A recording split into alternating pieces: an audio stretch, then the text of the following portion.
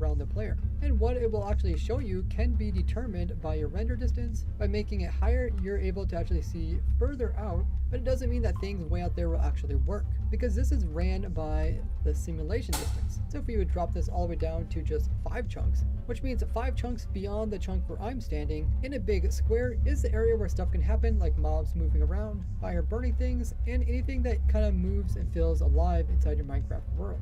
I'll talk more about simulation distance as well as render distance in an upcoming video, which I'll link in the description once it's out.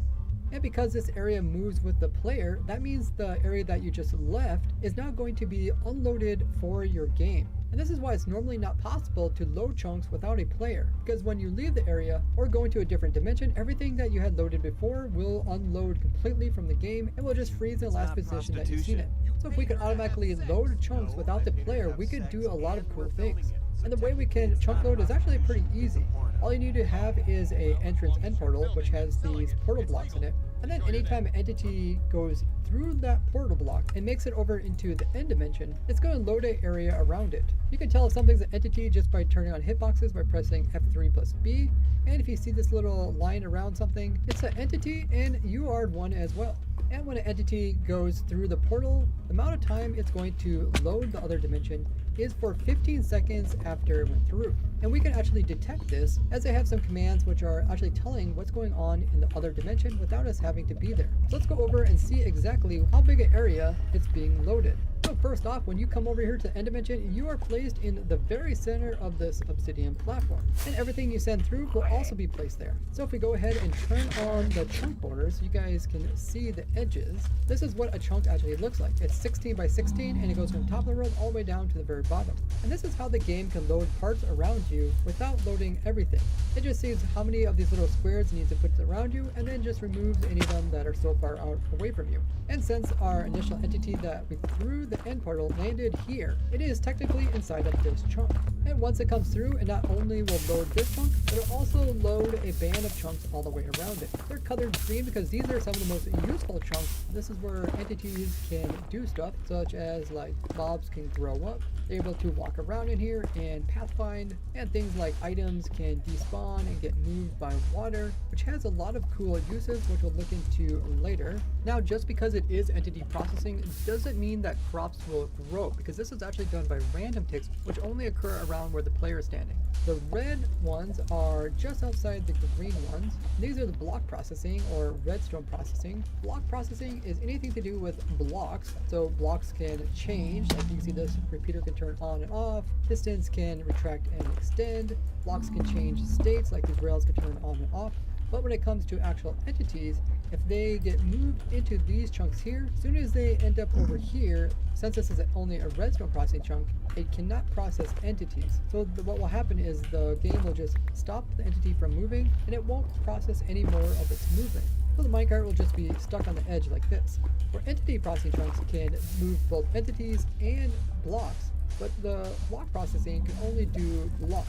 And then the set of chunks that are just beyond the block processing ones are these ones out here colored in gray. And these are mob cap processing, meaning that they can keep track of if there's mobs out here. The mobs themselves won't be able to move around, but this area will still be loaded in just enough to know that there is mobs out here and it's able to count them up. So with these 3 shulkers here, we can actually notice these shulkers. If we look in the F3 menu in Job Edition, this M means monsters, and we can see that there is currently 3 monsters. And if we would add another one, now you can see there is 4. This ability to see what type of creatures are in your game, so even if the chunk isn't entity processing or block processing, but is mob cap processing, these mobs here could prevent us from actually getting more mobs to spawn in our world naturally. And in these type of chunks, the entities won't be processed or the blocks. So as you can see from the center outwards, the chunks become less and less useful and more restricted. So the best type of chunk are these here, the entity processing ones.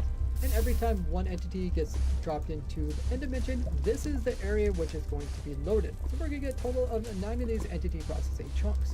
Then a row of redstone processing, then mob cap processing, and then beyond all of this is the unloaded chunks. I illustrate these with some black blocks. This just means that the game isn't loading these at all. So now they understand the basics of how chunks are loaded around the player as well as around any type of entity that comes into the end dimension. Now while I'm standing here, I'm actually loading this as the player. So let's see how this actually looks when I am not here. Put down some chunk analyzing bees. These were made for me by Fax, and what they do is tell what type of chunk they're in. So I got one bee here, and the bee is actually saying this here. It's saying 6,0. This is the number of this chunk. Every chunk of the game is numbered. You can see them up here in the pre-screen. There is a 6 and there is a 0. One's the X value, one is the Z value. Then we also have another B, which is diagonal from it, also an entity processing chunk. And this chunk is called 5, -1. So this B here is saying 5, -1. It's also saying what type of chunk it's in, entity processing. And then we also have another B, which is a bit further out in this ring over here. And this B is number 4, -2. So you can see 4, -2 says it's an entity processing chunk, and that's because I'm here. So what I want to do is I want to leave, and then we'll see what it says. Now I also have another B that's a little bit further out, and one that's even further out over here, which should be in unloaded chunks. So we should never see this number pop up, which is 2, -4. So let's go ahead and leave the end dimension. So once we leave, those chunks are going to immediately unload because the player left that dimension and we don't have anything chunk loading it. If I would go ahead and clear the chat, and now we look at it, you can see it's not constantly updating it because all the bees over there are unloaded. So let's go ahead and just drop one item into this portal and see what happens. Item goes through, it's going to load the other side, and all of a sudden we start getting some information. It looks a little bit different than before. We got some different colors here. So we have our B which is in the center, which is called 6,0. You can see that is entity processing chunk. The next B is 5, -1, also entity processing. And then that next one, which was in the redstone processing or block processing, you can see it actually now says block processing and it shows up as red, just like the chunks did. And then the B that's in the next row outwards is the mobcat processing, which is the gray color. And notice that the B that is the next ring outwards doesn't show up here because it's an unloaded chunk. Therefore, it cannot respond. How this wireless chunk loading works no matter what type of end portal you put the entities through. So this is the exit end portal, which opens up after you kill the Ender Dragon. And just by putting items through this portal, it's not going to load this side, but it's going to load the side where these items end up, which happens to be world spawn point.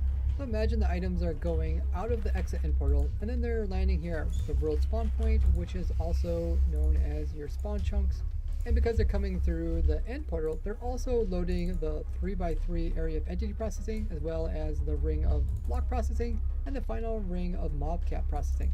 And then everything beyond that would just be unloaded chunks. But seeing as any items that go through this portal only end up in your spawn chunks, there's really no reason to load those, as spawn chunks are typically loaded by themselves if there's a player in the overworld. Otherwise, if there's a player in the nether or the end dimension, they can unload unless you have a chunk loader over there, which you can do more easily by using a nether portal rather than using this exit end portal. I'll talk more about how spawn chunks work in that upcoming video. So for now, we'll just ignore this portal here and we won't use it for actual chunk loading. So what can we do with chunks in the end dimension being loaded without the player? Well, first off, we can run my automatic sand generator without a player. So before the Java Edition 1.20.5, you would have to have the sand duper. The sand would get duplicated and sent over into the end dimension, but just because the entities were going over to end dimension, they weren't loading the chunks. So what you'd have to do is have a chunk loader load this machine here, and then you'd have to take the player over into the end dimension. That way you can load the sand, so it wouldn't just pile up over here frozen, and then you'd end up with Drew. sands just frozen Hello, over here. And then friend, I wanted to remark on how fantastic your channel is. Your diligence and commitment are bearing fruit. Clapping hands, your most recent stream was quite interesting, and I really enjoyed it. Starstruck, I can offer some advice on how to expand your channel and market it. Hugging face, I'm all about giving artists like you the exposure and respect they deserve by helping them reach a larger audience. Come talk to me on Discord about how we can grow your channel together. Rocket. This is Phelan_0238, my Discord username. Drew. Phelan_0238. I'm okay, thanks.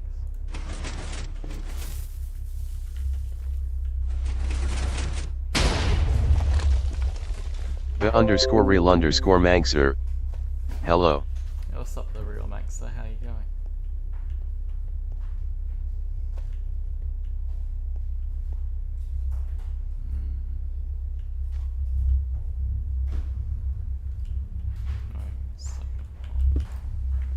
The underscore real underscore Mangser. I like you. Thanks.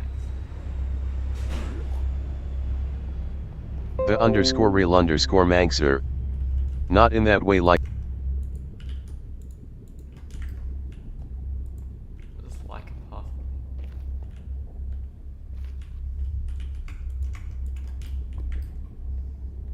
Maybe it was a typo.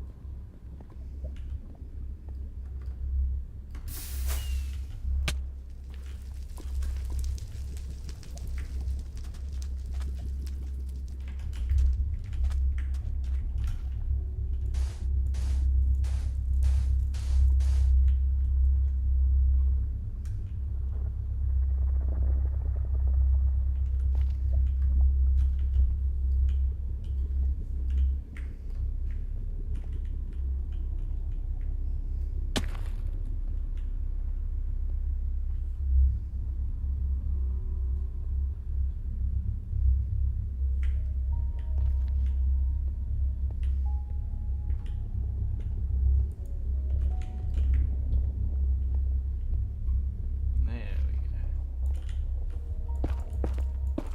The underscore real underscore Mangser. Journey journey journey journey journey journey journey journey journey journey journey journey journey journey journey journey journey GER.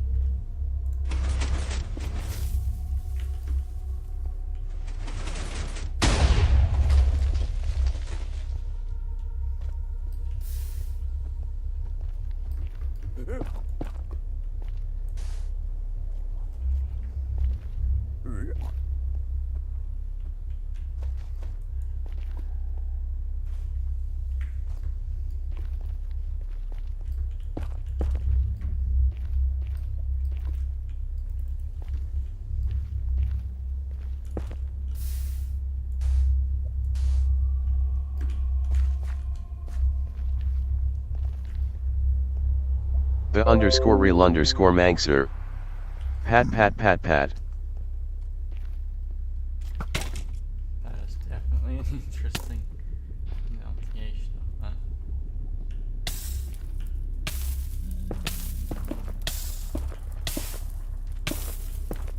Danixus.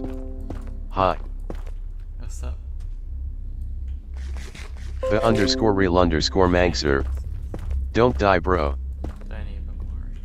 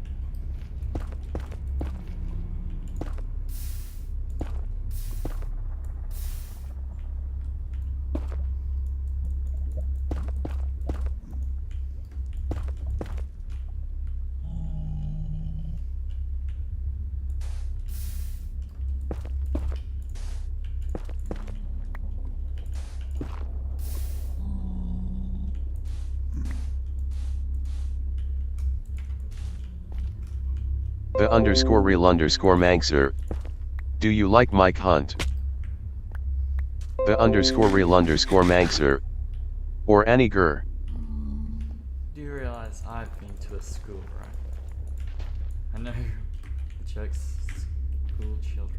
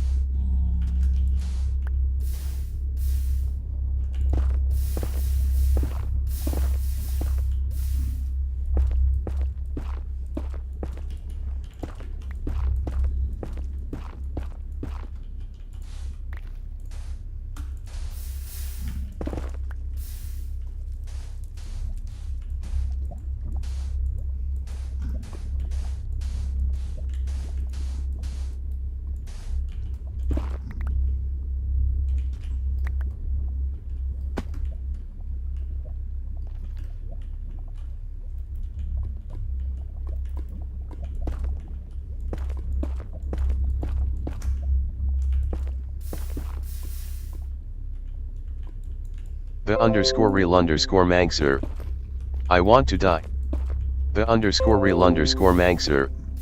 Help me. The underscore real underscore Mangser. I'm on a bridge. The underscore real underscore Mangser. This is why I am how I am. I don't know. Call someone. Probably not the best for advice.